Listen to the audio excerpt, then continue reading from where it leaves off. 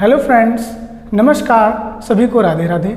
Friends, स्वागत है आप सभी लोगों का आपके अपने परिवार चैनल यूट्यूब वाले में परिवर्तन द एडू हब। फ्रेंड्स, जैसे कि लास्ट क्लास में मैंने आपको जीन पियाजे की कॉग्निटिव थ्योरी पढ़ाई थी, जिसमें मैंने आपको जीन पियाजे कहाँ के वैज्ञानिक हैं, यानी आपके जो स्विट्जरलैंड के हैं, इसके बारे में बताया था।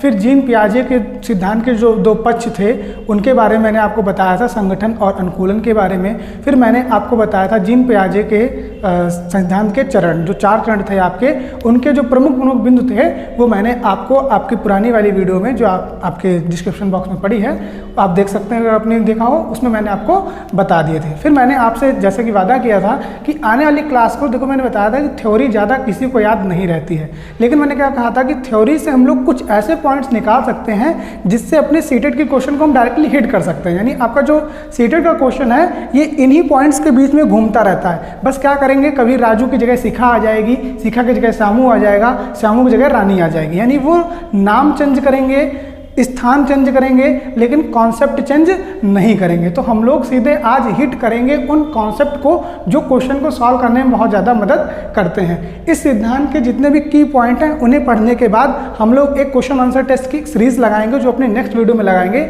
उसमें कोशिश करेंगे कि टॉप 20 या 25 क्वेश्चन जो बनते हैं जीन पियाजे से, उनको देखने की कोशिश करेंगे।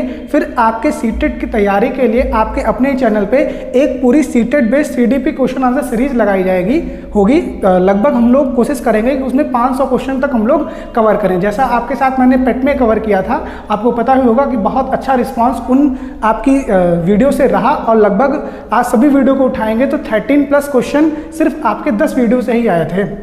तो वो वीडियो सिर्फ 20-20 मिनट की थी, आप जाके देख भी सकते हैं, उनका भी आपका लिंक डिस्क्रिप्शन बॉक्स में पड़ा है।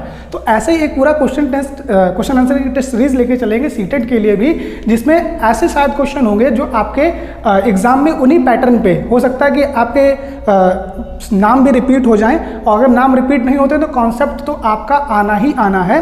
तो शुरू करते हैं, देखते हैं। जो पियाजे की पहली स्टेज थी, मैंने जो लास्ट वीडियो में पढ़ाया था उसका कुछ भी नहीं उठाया है, सब कुछ नया है। देखिए आप पहले जो लिखा है संवेदी पेशी अवस्था, ये पियाजे की पहली अवस्था होती है। इसको हम लोग हिंदी में इंग्लिश में कहते हैं सेंसरी मोटर। ठीक है, सेंसरी मोटर स्टेज क्या होता है, यह अवस्था मैंने वीडियो में बता रखी है, आपके जन्म से 2 वर्ष तक चलती है। इस अवस्था में अगर बात आप करोगे तो क्वेश्चन कैसे बनता है कि निम्न में से कौन सी अवस्था है जिसमें बालक आपका इंद्रियों से सोचता है। तो वो बालक की जो स्टेज है वो है इंद्रियां। इसमें क्या होती हैं, बालक की शिक्षक होती हैं। यानी जितना भी बालक को ज्ञान प्राप्त होता है या बालक जितनी भी क्रियाएं करता है वो सब किनके द्वारा करता है, इंद्रियों के द्वारा। इसीलिए इस स्टेज को आपको संवेदी पेशी अवस्था भी कहते हैं। ठीक, फिर अगला इसमें देखिए की पॉइंट लिखा है प्रतिवर्ती क्रियाएं, यानी जैसी क्रिया आप करोगे बालक वैसी ही क्रियाएं करता है। यानी कुल मिला के कहें तो यहाँ बालक क्या करने की कोशिश करता है, आपकी नकल। ठीक, यानी इस वाले पॉइंट्स की अगर बात करोगे तो बालक नकल करना जो सीखता है, यानी नकल किस चीज़ की, वो कॉपी वाली चीटिंग वाली नकल नहीं। यहाँ पे जो चीटिंग है आपके व्यवहार की, यानी जो आपका व्यवहार से वो क्या कर रहा है, जैसे आप कर रहे हो, जैसे आपने उसके सामने ऐसे किया तो वो भी आपके सामने ऐसे करेगा। ठीक, आप उसके सामने मुस्काए तो वो भी आपके सामने मुस्कुराएगा। जैसे इस अवस्था में जो बालक होगा ज़्यादातर गोदी में ही रहता है, जैसे हम लोग गोदी में पकड़े हैं, आपने उसकी तरफ देखा और हल्का सा मुस्काए, तुरंत भी आपकी तरफ हल्का से देख के मुस्काता है। ठीक, वो जो मशीन ऐसे जो दांत 2 होते हैं वो आपको दिख जाएंगे उसके। तो इस वाली अवस्था में बालक क्या करता है, प्रतिवर्ती क्रियाएं करता है। ठीक, फिर आता है वस्तु स्थायित्व, यानी इस वाले मतलब जो स्टेज होती है इसमें बालक को वस्तु स्थायित्व की मतलब वो प्राप्ति होती है। यानी आपने अगर कोई चीज़ उसको दे दी है तो वो उस चीज़ को बहुत तेज़ी से पकड़ लेगा, उसे लगेगा ये मेरा ही है, यानी वस्तु की जो स्थायित्व है उसको समझ लेता है। ठीक, फिर आता है आपकी दूसरी स्टेज जो है आपकी पूर्व संक्रियात्मक अवस्था। ठीक है, pre operational stage. Pre operational stage जो आपकी चलती है जन्म यानी 2 वर्ष से लेके 7 वर्ष तक, लगभग हम लोग कह सकते हैं शैशवावस्था के समकक्ष ये आपकी चलती है। इस अवस्था में क्या होता है, बालक में भाषा विकास होता है। ध्यान रखिए ना, जीन पियाजे कहते हैं कि जब विचार आते हैं, क्या आते हैं, विचार आते हैं, तो विचार किसको लाते हैं, विचार भाषा को लाते हैं। यानी जीन पियाजे का कहना है कि विचार जो हैं वो भाषा को लाते हैं, यानी पहले आपके थॉट आते हैं और थॉट से ही आपकी क्या बनती है, भाषा बनती है। ये जीन पियाजे का कथन है कि इस अवस्था में बालक भाषा विकास सीखता है। आप इसको ऐसे भी रिलेट कर सकते हो जैसे बालक शैशवावस्था में बाहर खेलता है तो उसके और लोगों के साथ में क्या होता है, उसके संबंध बनते हैं, ठीक है, रिलेशन बनता है, तो वो भाषा को ग्रहण करता है कि जैसे इसका मतलब है खाना, इसका मतलब है मारना, यानी संकेतों से जो मारना वाला संकेत था अब धीरे धीरे वो जान भी लगा है कि इसको मारना कहते हैं, इसको खाना कहते हैं, ठीक, इसको बाय कहते हैं। तो वही उसका धीरे धीरे क्या हो रहा है, भाषा का विकास हो रहा है। तो जीन पियाजे क्या कहते हैं कि विचार में भाषा का बहुत महत्व है, ठीक। फिर जो दूसरा की पॉइंट है वो है अपरिवर्तनीयता, यानी इरिवर्सिबिलिटी। अब जैसे मान लीजिए मैंने आपको बताया था कि पिछले वाले वीडियो में कि इस अवस्था में जो बालक होता है वो आपके आकार और अनुपात में अंतर नहीं कर पाता है। जैसे मान लीजिए 2 जग हैं ये, ठीक, और दोनों जग, एक जग बड़ा है, जैसे ये बड़ा कर दिया मैंने, इस जग को छोटा कर दिया। अब इस जग में पूरा ग्लास पानी था, ठीक, और मैंने इस पानी को लेके इस बड़े वाले ग्लास में डाल दिया। अब मैंने पूछा बच्चे से कि बताओ इनमें से किस ग्लास में पानी ज़्यादा है, यानी किस जार में पानी ज़्यादा है। तो उसे जो बड़ा जार दिखेगा उसी में बताएगा कि बड़े वाले जार में पानी ज़्यादा है। तो इसका कॉन्सेप्ट क्या बनता है, उसे अपरिवर्तन यानी रिवर्सिबिलिटी नहीं आती है। उसे ये नहीं पता है कि पानी का ग्लास जितना पानी भरा था इस ग्लास में उतना ही रहेगा, चाहे आप इस बड़े वाले जार में डाल दीजिए, चाहे इससे बड़े जार में डाल दीजिए, चाहे आप किसी बाल्टी में डाल दीजिए। यानी ये जो गुण होता है वो क्या होता है, इरिवर्सिबिलिटी, यानी उसे आकार और अनुपात में अंतर करना नहीं आता है। तो क्वेश्चन बनता है कि एक मान लीजिए नीलम, ऐसे क्वेश्चन बनेगा, नीलम के सामने 2 जार रखे गए जिसमें एक जार की क्षमता 5 लीटर है जबकि दूसरे वाले जार की क्षमता 2 लीटर है।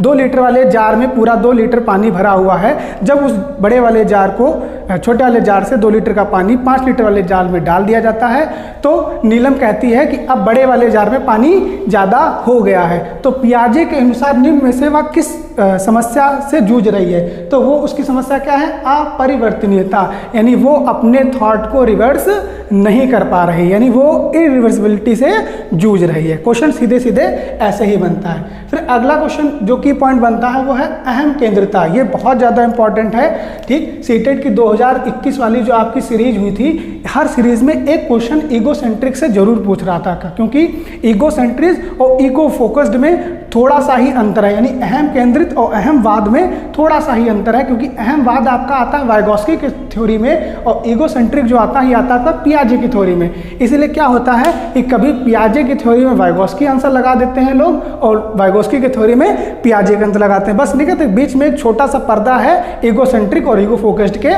बीच में। अहम केंद्रता क्या है कि बच्चे को ये लगता है, पियाजे की थ्योरी के अकॉर्डिंग बच्चे को ये लगता है कि पूरा संसार जो है वो उस पे डिपेंडेंट है, यानी हम कहेंगे हंसो तो सब हंसेंगे, हम कहेंगे सब लोग रोएं तो सब लोग रोएंगे, हम कहेंगे किसी को मारो तो मारेंगे। यानी कुल मिला के जो बच्चा होता है वो ईगोसेंट्रिक होता है, खुद ऐसा कहें कि अहम ब्रह्मा, जैसे अपने वो कहते हैं एक्टर जो है, देखा होगा आप लोगों ने सीरीज में, अहम ब्रह्मा। तो बच्चों को यहाँ पे यही लगता है कि अहम ब्रह्मा, आत्म केंद्रित, मैं ही सर्वे सर्वा हूँ, ठीक। इसके बाद आता है आपका की पॉइंट जीववाद। ध्यान रखिएगा क्वेश्चन कैसे बनता है कि निम्न में से पियाजे के अनुसार वह कौन सी स्टेज है जिसमें बच्चे को लगता है कि संसार उसी के आसपास है, तो वह है उसकी अहम केंद्रवाद, ठीक। क्लियर रहेगा ना। अगला क्वेश्चन बनता है जीववाद से, जिसको हम लोग इंग्लिश में कहते हैं एनिमिज्म। अब ये क्या है, अगर याद होगा मैंने आपको पढ़ाया था कि इस अवस्था में बालक जब बाहर जाते हैं तो प्रतीकात्मक खेल खेलते हैं और उसके साथ में अपने गुड्डा गुड़ियों के साथ भी खेलते हैं। देखो बच्चे के पास जैसे एक मान ली मोटर बाइक है खेलने वाली, तो उस पर बैठ के पुलिस खेलेगा। अगर बच्ची के पास है तो वो उस गुड़िया को नहलाएगी, कपड़े उसको नए पहलाएगी, खाना अपने साथ में खिलाएगी, तो उसे क्या लगता है कि जो गुड़िया है वो जीवित है। यानी इस कॉन्सेप्ट को हम लोग क्या कहते हैं, पियाजे की थ्योरी में जीववाद कहते हैं, एनिमिज्म कहते हैं। तो क्वेश्चन कैसे बनता है, क्वेश्चन ऐसे पुटअप किया जाएगा कि रानी के पास एक गुड़िया है, वह उस गुड़िया को नहलाती है, धुलाती है। एक दिन उसकी गुड़िया अचानक जमीन में गिर जाती है और वह रोने लगती है। उसकी माता उससे पूछती है कि बेटा क्यों रो रही हो, तो रानी कहती है मेरी गुड़िया जमीन में गिर गई है, उसको चोट लग गई होगी इसलिए मैं रो रही हूँ। तो रानी अब गुड़िया के लेके देखिए कितने भावनात्मक जुड़ाव हैं। उसे पता है कि गिरने से कोई रोता है, तो इसी गिरने से रोने को क्या कहा जाएगा, जीववाद कहा जाएगा। यानी रानी को पता है गिरने से चोट लगती है तो गुड़िया के भी चोट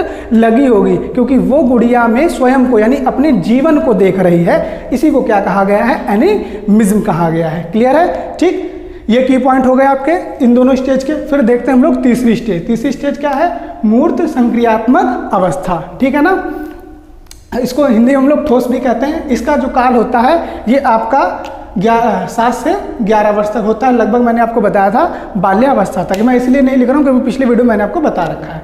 अब देखिए इसमें क्या होता है, जितनी भी कमी आपकी यहाँ पे रहती हैं वो आपकी पूरी हो जाती हैं, कि जैसे जीववाद नहीं होता है, अहम केंद्रवादी ने ईगोसेंट्रिक की ऐसी कोई चीज़ नहीं होती है, इरिवर्सिबिलिटी नहीं जो होती है वो भी ठीक हो जाती है। जैसे पहले लिखा आपका तर्क शुरू कर देता है, यानी रीजनिंग करने लगता है। अब ये तर्क आप समझो कहाँ से, यहाँ से। इसको इस वाले की पॉइंट को यहाँ से रिलेट करो कि रिवर्सिबल थिंकिंग, उलटने पलटने की क्षमता आ जाती है। और ये क्षमता कब आएगी, जब आपके अंदर क्या आ जाएगी, रीजनिंग आ जाएगा, तर्क आ जाएगा। अब मान लीजिए उसी वाले क्वेश्चन को मैं दोबारा लूँ, ठीक। अब उसका आंसर क्या होता कि अब उसने बता दिया कि जो ग्लास दोनों जार में वाटर था 2 लीटर और 5 लीटर, इन दोनों ग्लास में पानी समान ही है, क्योंकि आपने पानी की आकृति को, मतलब आपने जग की आकृति को बदला है, ना कि पानी के उसको क्या कहते हैं, अनुपात को। पानी का अनुपात उतना ही है जितना छोटे वाले जार में था।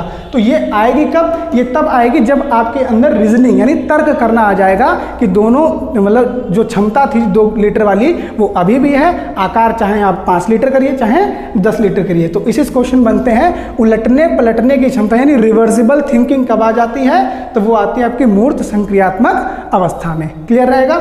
ठीक। आगे आ जाता है वर्गीकरण, यानी वो चीज़ों को क्लासिफिकेशन करने लगता है। मैंने आपको लास्ट में एग्जांपल बताया था जानवर वाला कि, और एक बताया था आपको पेन-टैब वाला। अब वो पेन-टैब को और मार्कर को दोनों को अलग अलग रखता है, यानी चीज़ों के बीच क्या करने लगता है, क्लासिफिकेशन करने लगता है कि उसको पता है कि जो पेन-टैब होता है वो कंप्यूटर पे काम करेगा आपका, ठीक है, और जबकि आपका जो वो होता है मार्कर ये बोर्ड पे काम करेगा। यानी जो मैं लिख रहा हूँ बोर्ड पे और जो आप देखते हैं स्लाइड वगैरह पे काम करने के लिए वो पेन-टैब होता है। तो उस चीज़ का उसने क्या कर लिया, क्लासिफिकेशन कर लिया, उसको वर्गीकरण कर लिया दोनों चीज़ों को। फिर आता है संरक्षण। संरक्षण क्या है, कंजर्वेशन, यानी चीज़ों को संरक्षण करना वो इन्हीं सब चीज़ों में सीख जाता है। जैसे मैंने आपको बताया ना कि आपको जो दिमाग में पक्ष हैं, आप मैंने आपको वर्ड बताया था स्कीमा, याद होगा कि पियाजे की थ्योरी में एक वर्ड आता है स्कीमा, यानी वो करता क्या है कि जितनी भी नई जानकारी उसे प्राप्त होती हैं, जितनी भी नई जानकारी प्राप्त होती हैं उन्हें वो क्या कर लेता है, कंजर्वेट कर लेता है, अपने दिमाग में संरक्षित कर लेता है। तो इसका स्कीमा क्या था कि बौद्धिक सूचनाओं को प्राप्त करना ही क्या है, स्कीमा है। यानी जितनी ने संरक्षण करना, जैसे आपका चीतों का संरक्षण, शेर का संरक्षण, मतलब उन चीज़ों को बचाना, यानी जितनी भी जानकारी होती है उन सभी जानकारी को इकट्ठा करके अपने लिए वो उपयोग करता है। तो ये चीज़ कहाँ देखने को मिलती है आपको, मूल संक्रियात्मक अवस्था में। ठीक है, आगे आते हैं, हमारा जो लास्ट स्टेज पियाजे की आती है वो आती है अमूर्त संक्रियात्मक अवस्था। इस अवस्था की जो एज है वो 11 से 15 और 11 से 15 का मतलब आगे तक लगभग रहती है। अब इस अवस्था में क्या होता है, काल्पनिक निगमनात्मक सोच, यानी इंग्लिश में बोले तो हाइपोथेटिकल डिडक्टिव थिंकिंग, यानी इस अवस्था में बालक अब अमूर्त थिंकिंग करने लगता है। जैसे आप कोई कहानी बता रहे हो तो उस कहानी की वो इमेज अपने आप ही क्रिएट कर लेगा। इस इमेज क्रिएशन को ही क्या कहते हैं, काल्पनिक निगमनात्मक सोच, यानी हाइपोथेटिकल डिडक्टिव थिंकिंग।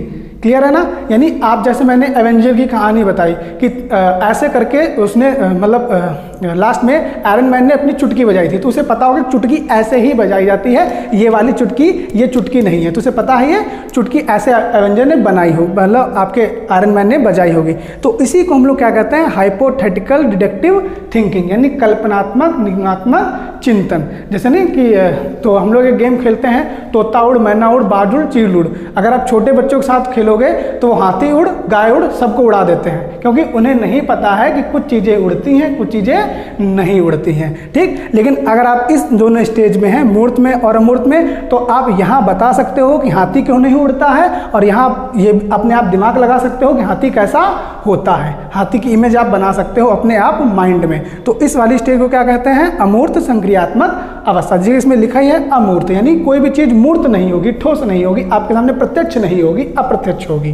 ठीक, फिर इसी में दो प्रकार के चिंतन होते हैं आपके, एक होता है अपसारी चिंतन, एक होता है अभिसारी चिंतन। देखिए अपसारी चिंतन को बेस्ट चिंतन माना जाता है। कभी क्वेश्चन बने कि निम्न में से वह कौन सा चिंतन है जो सबसे सुपर होता है, तो होता है आपका अपसारी चिंतन, जिसे हम लोग क्या कहते हैं, डाइवर्जेंट कहते हैं। जैसे मैंने आपसे पूछा कि लखनऊ के बारे में कोई विशेषताएं बताइए, अगर मान लिया आप 3-4 लोग हैं तो आप कहोगे कि लखनऊ का इमामबाड़ा फेमस है, ठीक है, लखनऊ का आपका जो वो क्या कहते हैं उसको गाड़ा भंडार जो है वो फेमस है, यानी चिकनकारी के लिए। कोई बताएगा कि लखनऊ के समोसे फेमस हैं, कोई कहेगा लखनऊ की अमीनाबाद की मार्केट बहुत फेमस है। तो लखनऊ की विशेषताएं में देखिए सब लोग लखनऊ के बारे में ही बता रहे हैं, लेकिन अलग अलग आंसर बता रहे हैं। कोई ये नहीं कहेगा कि नहीं, सब ये नहीं कहेंगे लखनऊ का इमामबाड़ा फेमस है, लखनऊ का इमामबाड़ा फेमस है, सब अपनी अपनी क्या बताएंगे, आंसर बताएंगे। तो इस वाले जो चिंतन होता है, थिंकिंग होती है, उसी थिंकिंग को हम लोग क्या कहते हैं, अभिसारी चिंतन कहते हैं। यानी सब लोग अगर लखनऊ पे हैं, जैसे ये लखनऊ है, तो ऐसे ये वाला जो चिंतन है, लखनऊ से देखो कितनी सारी विशेषताएं निकल के आई, तो इस चिंतन को हम लोग क्या कहते हैं, अपसारी चिंतन कहते हैं। ठीक, अब मान लीजिए, अब देखिए अभिसारी चिंतन क्या होती है। अभिसारी चिंतन होता है आपका कन्वर्जेंट, यानी ये सभी चीजों कन्वर्जेंट कह देता है, यानी छोटी चीजों में। जैसे मैंने पूछा कि उत्तर प्रदेश की राजधानी क्या है, तो अब जितने भी लोग होंगे सबका एक ही आंसर होगा, वो है लखनऊ। यानी ये वाला जो आपकी चिंतन है वो ऐसे चल के सीधे कहाँ आ जाता है, एक बिंदु पे आ जाता है, जबकि ये वाला जो चिंतन है वो एक बिंदु से अलग अलग जगह पे बढ़ता है। इसीलिए जो आपका अपसारी चिंतन है ये सुपर, मतलब सबसे बेस्ट चिंतन कौन सा होता है, तो अभिसारी चिंतन होता है। यानी कुल मिलाकर मेरे कहने का अर्थ ये था कि निम्न में से किस अवस्था में बालक अभिसारी व अभिसारी चिंतन को प्रकट करता है, वो है अमूर्त अवस्था। यानी जितनी भी चीजें उसने पिछली 3 स्टेजों से सीखी है, सबका भरपूर यूज कहाँ करेगा, आपका अमूर्त संक्रियात्मक अवस्था में। ठीक, फिर आता है रचनात्मक सोच। आप लोगों के इसमें एक टॉपिक भी है क्रिएटिव थिंकिंग, इसको हम लोग क्या कहते हैं, क्रिएटिव थिंकिंग।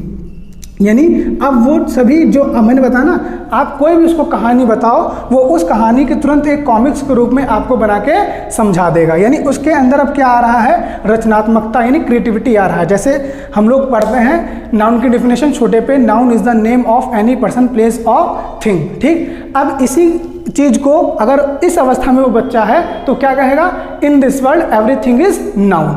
ठीक, यानी दुनिया में जितनी चीजें हैं सभी नाउन है। क्यों, क्योंकि उसके अंदर अब क्या आ चुकी है, क्रिएटिव थिंकिंग आ चुकी है। जब बड़े बड़े क्वेश्चनों को अपने आप अकॉर्डिंग उन्हें छोटे में बदल लेना, और उन्हीं छोटे क्वेश्चनों को अपने आप बड़े में बता देना। किसी छोटी बात पे क्या करते हैं, लॉजिक लगा के लोगों से, बड़े लोगों से तर्क करना। ठीक, बड़े लोगों के साथ बैठकर उनकी बातों को सुनना। तो ये सब किस चीज में आती है, रचनात्मकता या क्रिएटिविटी में आती है। तो ये कब आएगी, ये आपकी आएगी अमूर्त संक्रियात्मक अवस्था में। ठीक है, अब इन पॉइंट्स को देखना, जब आप क्वेश्चन सॉल्व करेंगे तो बिल्कुल हिट करेंगे ये पॉइंट सब। फिर आता है नेक्स्ट आपका कि अगर आप प्याजी किसी क्वेश्चन आता है कि जब कुछ भी आप अपने स्कीमा में, जब आप अपने स्कीमा में कुछ भी ऐड करेंगे या जोड़ेंगे तो उसको क्या कहा जाता है, तो उसको कहा जाता है एजामिलेशन। यानी आप कुछ भी जब अपने स्कीमा यानी बौद्धिक सूचनाओं में ऐड करेंगे तो उसको हम लोग कहते हैं एजामिलेशन। और उसी सूचनाओं को जब आप एडजस्ट करेंगे या मॉडिफाई करेंगे या मैनिपुलेट करेंगे तो उसी को हम लोग क्या कहते हैं, एकोमोडेशन कहते हैं। क्या कहते हैं, एकोमोडेशन। यानी एडजस्ट करना, मॉडिफाई करना या मैनिपुलेट करना या हटाना, इनमें से कोई भी चीज जब आएगी तो एकोमोडेशन होगा, और जब कुछ भी ऐड होगा तो एग्जामिलाइजेशन होगा। ठीक, ध्यान रखिएगा। अब इन्हीं से रिलेटेड जितने भी प्रश्न मैंने लगभग कोशिश करूंगा बने हैं, उनमें से जो बेस्ट होंगे, देखिए डायरेक्ट क्वेश्चनों को भी लूंगा, कुछ सरल क्वेश्चन होंगे, कुछ कठिन क्वेश्चन होंगे। हो सकता है वीडियो 2 पार्ट में भी चली जाए नेक्स्ट वाली। तो कोशिश आपकी यही करूंगा कि जितने भी बेस्ट क्वेश्चन होंगे वो मैं आपके सामने लाने की कोशिश करूंगा, और कोशिश यही रहेगी कि आपका स्कोर 30 आउट ऑफ 30 हो मेरी तरफ से CDP में, क्योंकि मैंने खुद स्कोर किया है और मेरे साथ जो हैं उन्होंने भी ये सब स्कोर किया है। तो आप बिल्कुल बेस्ट प्लेटफॉर्म पे हो यूपी टेट और सीटेट के लिए। आप ध्यान रखिएगा कि यूपी टेट और सीटेट के लिए आप बिल्कुल बेस्ट प्लेटफॉर्म में हो, क्योंकि सभी ने अपने स्तर से क्वालिफाई किया है और सभी अपने अपने विषय में पारंगत हैं, या कह सकते हैं निपुण हैं। तो आप ध्यान रखिएगा कि आपको 30 आउट ऑफ 30 हिट ही करना है। लगभग आपका टारगेट 120 प्लस तो सीटेट में होना ही चाहिए। देखिए 90 तो सब लाते हैं, 90 तो सब लाते हैं, 120 लाने का जो मजा है वो अलग होता है। ठीक, तो ऐसे ही शानदार वीडियो के लिए अगर अभी तक आपने हमारे YouTube चैनल को सब्सक्राइब नहीं किया है तो कर लीजिएगा। वीडियो को पूरा देखिएगा शुरुआत से लेकर आखिरी तक। अपना प्यार ऐसे ही बनाए रखिए और ज़्यादा से ज़्यादा शेयर करिए। Thank you.